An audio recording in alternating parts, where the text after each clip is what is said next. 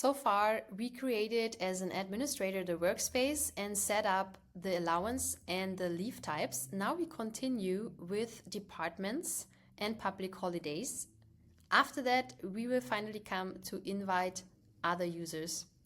Go to settings and then to departments. On the free plan, you are able to have 2 different departments. I set up here already a sales department, and the sample department is already created in the system for you. In case of sales department, I will show you what you can do here. So you have here the option to add a manager. You can exchange this later as soon as you uploaded other users. On the free plan, you can have only 1 manager per department, and only this manager can then approve. If you are on a paid plan, you can have several managers here, and you can decide on the approval process to either be linear or parallel. And is one who has to approve, or several, like all managers you put here, who have to approve.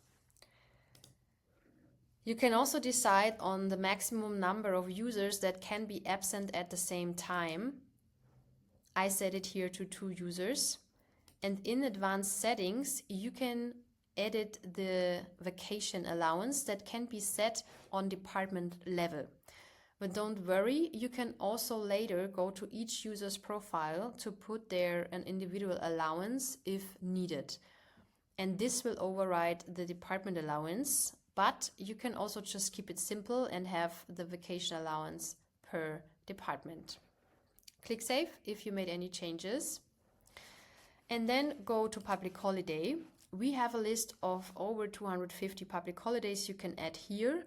Probably your team is international and based in different regions or countries. Simply click on Add Holiday and then go Edit.